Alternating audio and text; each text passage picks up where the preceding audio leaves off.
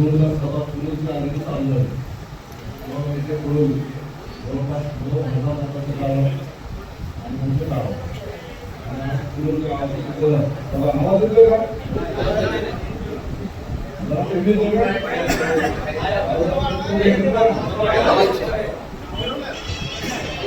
आज आपण दोन जिल्हा परिषद गटाच्या सावळ्याच्या गावामध्ये आज तुमच्या गावामध्ये महाराष्ट्राच्या साक्षीने आपले लाडके आमदार अभिनव यांच्या उपस्थितीमध्ये या जिल्हा परिषदेच्या प्रचाराचा केंद्राचा असताना आपल्या सर्वांना विकास सावळ्या राज्याचे उपमुख्यमंत्री अजितदादा पवार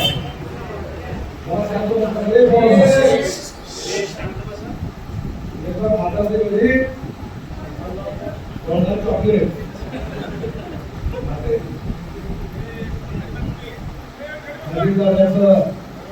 आध्यात्मिक असं विमान अंतरामध्ये जोडलेली गरज आणि त्या महाराष्ट्रातल्या घराघरामध्ये शोक करत असत.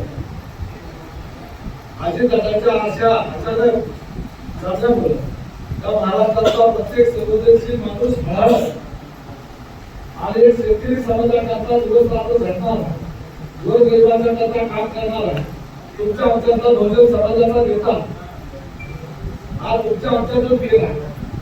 आज राज्याच्या मंत्रिमंडळाकडे बघितल्यानंतर शेतकऱ्यांचे प्रश्न शेतकऱ्यांचे प्रश्न काय चालले एक जण फक्त पुस्तक बोलणार मला डिस्टर्ब होतो तिथे वाचून भाषेत करत नाही असं काय शेतकऱ्याचे प्रश्न आणि शेतकऱ्याचे प्रश्न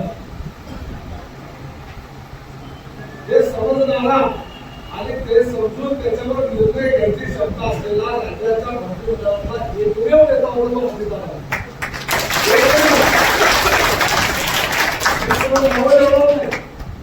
सर मंत्रिमंडळावर नजर टाका. आज धान्याचे प्रश्न कॅनलचे प्रश्न पाणी कधी सोडायची शेतकऱ्याचे प्रश्न त्याचा बाजारभाव मार्केट कमिटी हे सगळं व्यवस्था जी आहे आज तुम्ही आम्ही सगळे शेतकरी वर्ग आणि या शेतकऱ्याचे प्रश्न समजणारा नेता गोरगरिबाला थेट भेटणारा जागेवर निर्णय घेणारा दिलेला शब्द पाळणारा हा नेता तुमच्या आमच्याकडून निवडून घ्या. तुम्ही काळाच्या पुढे कुणाचं चालत नाही जयदेच्या पुढे कुणाचं काही चालत जे घडलं ते स्वीकारून आपल्याला पुढे जावं लागतं आणि निवडणुकीच्या काळावर तुम्ही घटना घडली तसा सगळा महाराष्ट्रावर दुःखाचा डोंगर कोसळला तसा माझा स्वतःवर सुद्धा दुःखाचा डोंगर कोसळला आणि एका क्षणाला वाटलं की आपण हे सगळं कशासाठी करतोय आणि का चालतोय एवढं आयुष्यभर लोकांच्या करता काम करणारा हा नेता देवाला का बरं त्याच्यावर असा अन्याय केला असेल. अजितदादापेक्षा समाजाला त्यांची गरज होती आज गरिबासाठी त्याची गरज होती कष्टकऱ्यासाठी गरज होती आपल्या पश्चिम महाराष्ट्राला तर अधिक गरज होती. राज्य सरकारमध्ये बसून त्या ठिकाणी प्रयत्न समजून घेणारा नेता तुम्हाला सगळ्याला मैदान मोहोळ तालुक्यावर यावर्षी पावसाचा कहर झाला 100 वर्षात पडणारा एवढा पाऊस मोहोळ तालुक्यामध्ये पडला. अतिवृष्टी झाली शेतकऱ्याची पिकं पाण्याखाली गेली तुमच्या आमच्या उसामध्ये बागामध्ये मुलग्यापेक्षा जास्त कमरेपर्यंत पाणी होतं आणि पिकाची मुळं बुजून गेली. आता त्या ठिकाणी ज्वारी असू द्या गहू असू द्या बाजरी असू द्या तूर असू द्या मका असू द्या पूर्वी पाणी नाही म्हणून पिकं जळून जायची यावेळेला पाणी जास्त झालं म्हणून पिकं जळली रानाकडे पाणी राहत नाही. त्या काळामध्ये आणि आमदार राजाभाऊ खरे आम्ही दोघंच खास मोहोळ तालुक्यातला महापूर आलेल्या प्रत्येक गावामध्ये आम्ही गेलो प्रत्येक घरामध्ये गेलो त्याचं घर माझ्याकडे गेलो त्याच्या घरात जाऊन त्यांची अस्थिवाईक पहिले चौकशी केली त्याच्या शेतामध्ये पाणी गेलं होतं तिथं जाता येत नव्हतं चिखलपूर्वक आम्ही त्या ठिकाणी गेलो गंभीरपर्यंत पाणी लागलं तरी एखाद्या शेतकऱ्याची सीताफळाची बांगड्याच्या डोक्याच्या वर पाणी गेलं. त्या शिरापूरमध्ये मी गेलो होतो. अक्षरशः सगळं मोठा सगळं पाण्याकडे गेला होता. परंतु त्या शेतकऱ्याला त्याची केळीची बाग पाण्यात पडलेली दाखवायची होती.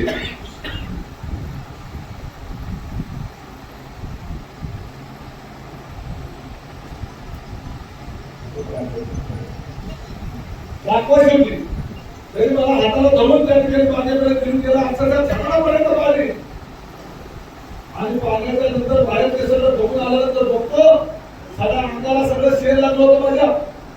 कारण गोट्यात त्या गोट्याचं सगळं शेण जे आहे पाण्याखाली गेलेलं ते सगळं तिथं सगळं साठवलेलं असतं ना शेतकऱ्यांनी शेणखत ते सगळं पाण्यात गेलं होतं. ते सोबत आम्ही गेलो. आता त्या शेतकऱ्याचं समाधान झालं पाहिजे. दादा माझ्या शेतात माझं जे नुकसान झालं ते बघायला माझ्या राहा प्रयत्न आला. नुसतं लांबी रोड होतं म्हणून बघायचं नाटक काय केलं. मला सांगा आजी विरोधात उभा आहे. साखर कारखाना मालक सचिन जाधव माझ्या शेतकऱ्याच्या ऊसाच्या जीवाचा कारखाना चालतो. त्या शेतकऱ्याच्या बांधापर्यंत गेला. आज आमचा शेतकरी ज्यावेळेला त्याचा संसार उद्ध्वस्त झाला, शेती उद्ध्वस्त झाली, साधा विचार ऊस करायला सुद्धा तिथे गेला नाही. मदत करायची तर नमत राहिली.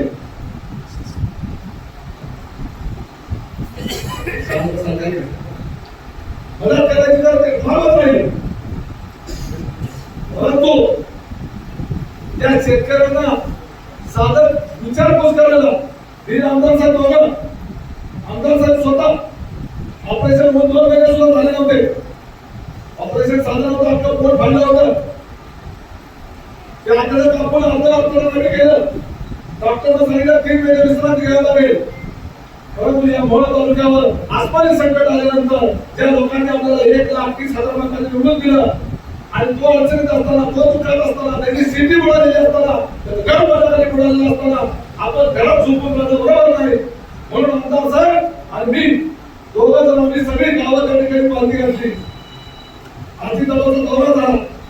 आम्हाला सगळ्यांनी सांगितलं दादा या ठिकाणी महापुरात गेलेल्या गावाचा समावेश झाला, त्यांचे पंचनामे झाले, त्यांना नुकसान भरपाई मिळेल. परंतु या माझ्या मोहोळ तालुक्यातल्या 4 मंडळांचा समावेश झालेला नाही. जवळपास 40-50 60 गावं आज त्या ठिकाणी त्यांची स्थिती बरोबर झालेली आहे. परंतु त्या मंडळाचा समावेश झालेला नाही. आधी दादांनी कलेक्टरला आदेश दिले त्या मंडळाचा समावेश झाला पाहिजे, त्या गावाचा समावेश झाला पाहिजे, पंचनामे संसर्ग करा. तरी सुद्धा त्या ठिकाणी ते होऊ शकलं नाही. आम्ही पुन्हा पाणी दौरा केला. वाघलीला गेलो, वाघलीवर चांगला गेलो, वनमंडळाला गेलो आणि लक्षात आलं या सगळ्या वनामध्ये टाकली असू द्या, तिकडं शेटपळचं तिकडं आष्टी मंडळ असू द्या, बेलूचं मंडळ असू द्या आणि तुमचं वावळी मंडळ, या मंडळातली सगळीच्या सगळी गावं बघण्यात आली होती. काय वाटलं राजेश पाटलाला की आपण पालकमंत्र्याकडे जावं, आपण मुख्यमंत्र्याकडे जावं आणि या तालुक्याच्या या शेतकऱ्याला नुकसान भरपाई मिळवून देण्याच्या करता आपलं वजन खर्च करावं. काय नाही वाटलं तर बाळा जिल्हा नाशिक करावा मतदानाला तुम्ही येता काय शेतकऱ्याच्या करता तुम्ही तुमचं वजन वापरलं नाही. हा सचिन जाधव सांगतो पालकमंत्री मध्ये ओळखीचे, मुख्यमंत्री मध्ये ओळखीचे, गडकरी मध्ये ओळखीचे आणि या ओळखीचा फायदा करण्यासाठी तुझा कारखान्यासाठी फक्त माझ्या शेतकऱ्यांना मदत मिळवून करण्यात गेला. मदत करण्याचा करता मी आणि आमदार साहेबांची दादाकडे गेलो सह्याद्री अतिथी गृहामध्ये आणि दादांना निवेदन दिलं. आज देखील ते निवेदन आहे, त्याचा फोटो सुद्धा फेसबुकवर बघा, तुमच्या इंस्टाग्रामवर नाही. आधी दादाला इथे सगळे व्हिडिओ दाखवले. दादाला सांगितलं दादा आता पाऊस थांबून 15 दिवस झाले तरी सुद्धा बघा आज कमरे एवढं पाणी काही जणांच्या शेतात आहे. त्या उमेदवाराच्या गावात इडकी गावाला गेलो. त्या इडकी गावामध्ये 1000 लोक जमली होती. त्या ठिकाणी त्यांच्या शेतामध्ये गेलो. त्यांच्या ऊसामध्ये इतकी पाणी पाऊस थांबल्यानंतर 15 दिवस जर कमरेवर पाणी शेतात राहत असत विचार करा केवढी मोठी अतिवृष्टी झाली असं. त्या शेतकऱ्याचं नुकसान होणार आहे, मुळं उडून जाणार आहे. अक्षरशः उसाला तुरे आले काय, सगळ्यांच्या उसाला तुरे आले होते. त्याच्यामुळे तुरे आले. असे तुरे फक्त कोकणात येतात, कोल्हापूरमध्ये येतात. आधी पाऊस झाल्यामुळं आपल्या भागात कधीच तुरे येत नाही. परंतु अति पाणी झालं, पुढे आले की ऊसाचं वजन कमी होतं, ऊस कुजायला सुरू होते. फक्त ऊसाचं नाही, द्राक्षाचा बाग असू द्या, डाळिंबाचा बाग असू द्या, आंब्याचा बाग असू द्या, आता मगवार असू द्या, आज एवढंच काय होतं, घास गवत असू द्या, हे सुद्धा कुजायला लागलं होतं. मग त्या शेतकऱ्याला नुकसान भरपाई मिळाली पाहिजे अशी भूमिका आमदार साहेबांनी आणि मी अजितदादाच्या पुढे मांडली. आज दादा आहे आपण, परंतु शेतकऱ्यांना प्रश्न त्याला माहित आहे, अजितदादाचे प्रश्न समजतात. त्यांनी ताबडतोब जिल्हाधिकाऱ्यांना फोन लावला. ते म्हणजे जिल्हाधिकारी, तुम्हाला मी ज्या वेळेला मोहनचा दादा होतो त्याच वेळेला आदेश दिले होते की सरसकट त्या ठिकाणी पंचनामे करा. जिल्हाधिकारी म्हणले की आम्ही सरसकट पंचनामे केले, परंतु ह्या 4 मंडळामध्ये 65 मिलीमीटर पेक्षा पाऊस पडलेला नाही. त्या मंडळातल्या 2 गावात 4 गावात पाऊस पडला, परंतु 4 गावात अजिबातच पडला नाही. त्यामुळे सरासरीमध्ये 65 मिलीमीटर पेक्षा पाऊस होत नाही. काही गावात 30 मिलीमीटर झाला, काही गावात 100 मिलीमीटर झाला, काही गावात 80 मिलीमीटर झाला, काही गावात 40 झाला, कुठं 30 झाला. त्यामुळे अवरेज बिघडला. अवरेज कमी बसल्यामुळे आज आम्हाला त्या मंडळात भरपाई देता येत नाही. याच्याकरता शासनाचा दुसरा आदेश काढावा लागेल. दादांच्या ते लक्षात आलं. अजितदादांनी सेक्रेटरीला फोन केला.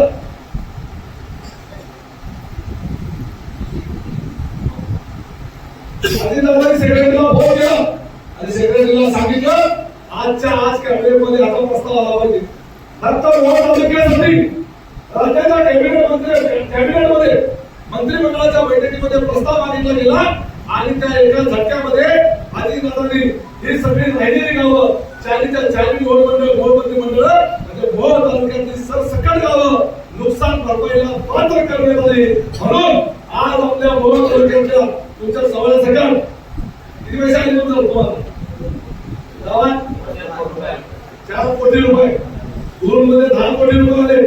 गुरु एका गावात 4 कोटी रुपये तुमच्या सवयमध्ये त्या ठिकाणी नुकसान भरपाई आली. आज अधिकार आपल्याला निघून गेले, परंतु तुमच्या सवयाला 4 कोटी रुपयाचे नुकसान भरपाई निघून गेले.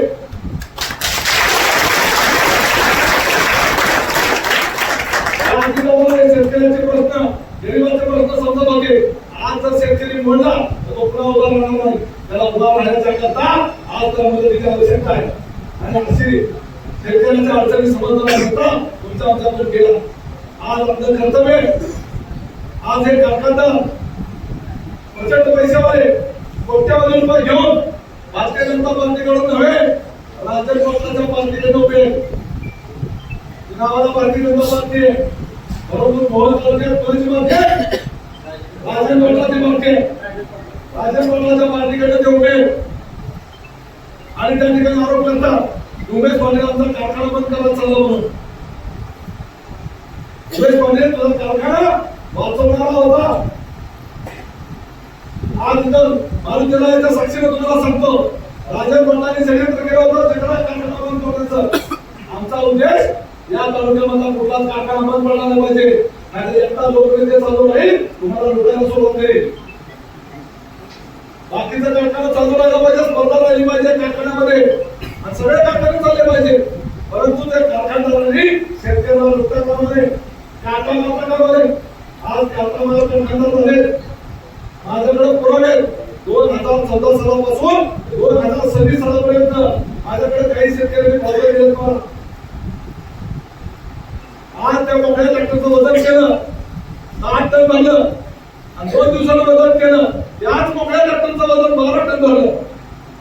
पावते माझ्याकडे आणि त्या माझा आज आवाज आहे सचिन दादाला भाव होतो माझ्या कारखान्याची पावती काय म्हणून त्या शेतकऱ्यासकट उभा करतो तुमच्यासमोर.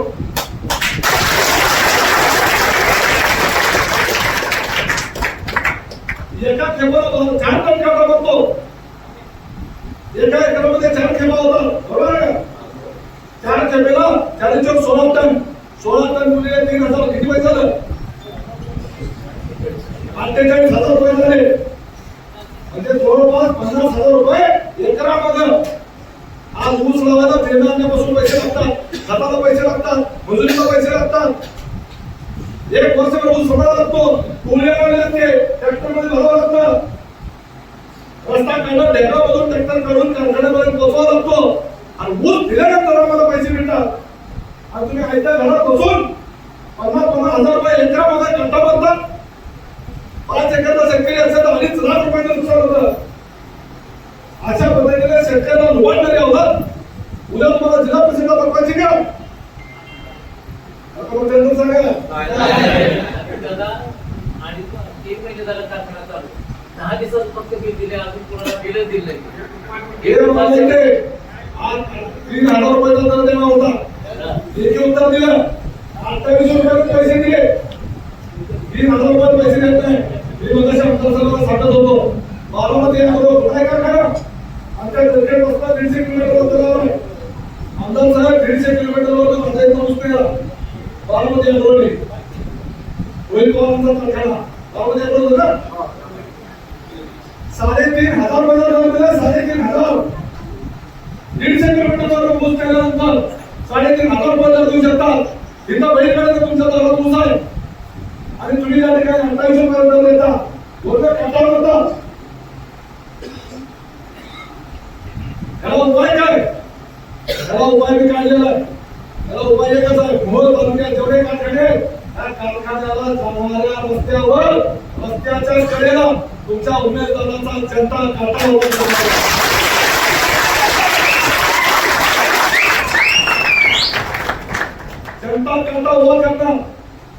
या ठिकाणी त्या जनता काट्यावर तुमचा ट्रॅक्टर उसाचा आला की पहिल्या तिथं बंद करायचं. तो सरकार म्हणजे काट असताना लक्षात घ्या. त्याला मी सगळी मान्यता घेणार. सरकार मान्य जनता काटा आणि त्याच्यावर तुम्ही त्या ठिकाणी बदल करायचं, पावती घ्यायची आणि ती पावती घेऊन कारखान्याच्या आत गेल्यावर त्यांच्या काट्यावरचं वजन, आपली पावती जनता काट्याची पावतीवरचं वजन आणि कारखान्याच्या आतलं वजन, त्याच्यात 1 किलोवर जरी फरक आला, 1 किलोचा जरी फरक आला तरी कारखानदार पुन्हा सणा किती जागीरदारच्या अवजात असू द्या, मोठ्यानीच असू द्या, त्याला त्याच्यावर फौजदारी दाखल करून त्याला पोलीस स्टेशनमध्ये कोबडा करून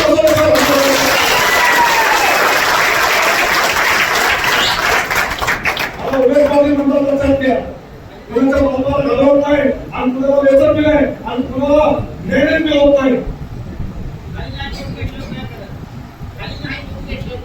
त्याला वाल खाली करून घे.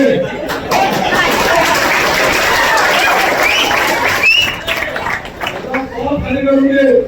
सोमवार घालू लिटर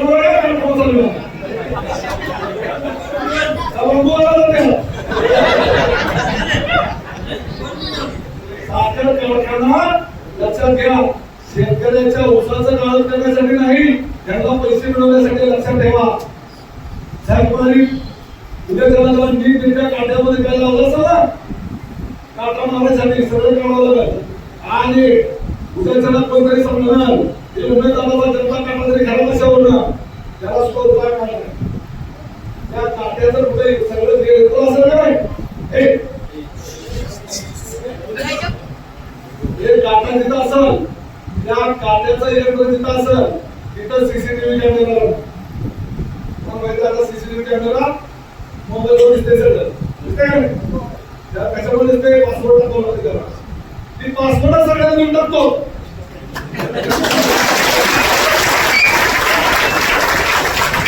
फेसबुकवर टाकतो पासवर्ड.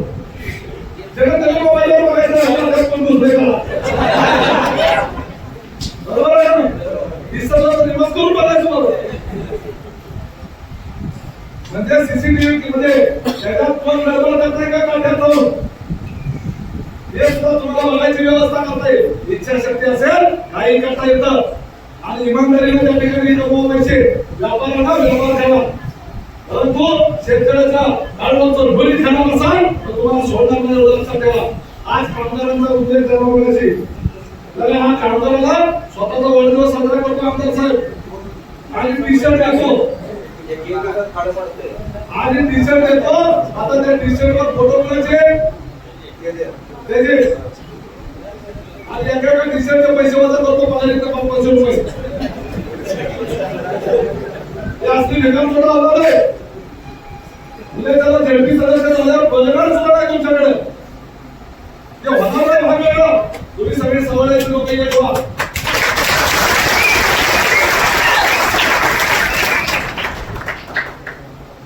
सतीश आपला जवळ सगळे तुम्ही लोक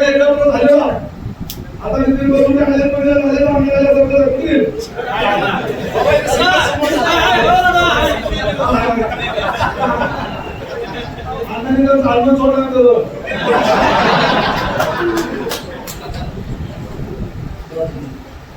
तर समजून घ्या, आता कोणती सभा 8:30 वाजता भाषण सभा संपवावी लागते. आमदारचं भाषण करणार आहे. परंतु एक लक्षात ठेवा, आधी दादाला सहभाग दिले म्हणून आपल्याला घराला मतदान करायचं. विरोधात जरी असलं करा, घराला मतदान करायला का उद्या एखादं त्यांचं काम करणारे आपल्याला ओळखत असतो सांग. बरोबर आहे का गोष्ट? आहे? आता मला सांगा, त्याच्याबरोबर काम केलं म्हणून त्याचा शहराला दवाखाना ठेवला जाईल. काका म्हणणार आहे का आपल्या त्याला मी तुझा निवडून जाईल. विरोधात जरी असला तरी त्याचा काटा त्यामुळे आपल्या 7 तारखेला त्या काटा आणणाराचाच काटा करायचा.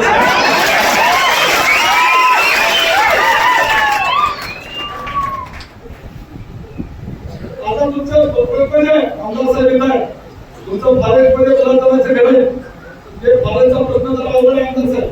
परंतु त्याच्याकरता आपल्याला थेट मुख्यमंत्र्यांना बैठक लावावं लागेल. मंत्रिमंडळाने लावावं लागेल, नंतर मुख्यमंत्र्यांना लावावं लागेल.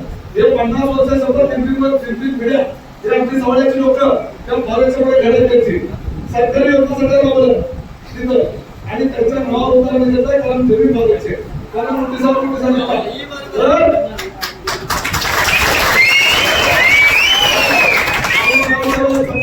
शब्द देतो लक्षात द्या. फारेचा कायदा वेगळे कठीण कायदा आहे. आज उद्या तुम्हाला भोगून काहीतरी बोलायचं उद्या उत्तर माहिती झालं की आमच्या नावाने तुम्ही थोडं ठेवणार करता. बरं त्याच्यातून मार्ग कसा काढायचा हे मला माहिती आहे. जिल्हाधिकाऱ्याच्या हातात एक गोष्ट नाही. काय झालं असतं, जिल्हाधिकाऱ्याकडून प्रश्न गेलेला असता. ते फॉरेस्ट आहे त्याच्यामुळे ते प्रश्न राज्याचं फॉरेस्टच्या मंत्र्याकडे जावं लागेल. तर आमच्यामध्ये जी ताकद आहे, आमदार साहेब विधानसभेमध्ये त्याच्यासाठी प्रश्न उपस्थित करतील. एकदा विधानसभेत प्रश्न उपस्थित झाला त्याच्यावर काय होईल, बैठक लागेल. बैठक लागली की काही ना काही मार्ग त्यातून निघेल. तुमचा त्या ठिकाणी सर्व्हिस रोड राहिलाय, सर्व्हिस रोड नसल्यामुळे लोक ऍक्सिडेंट होऊन मारला लागले. तो सर्व्हिस रोड निवडणूक संपल्यानंतर 2 महिन्याच्या एका आयोगाला करावं.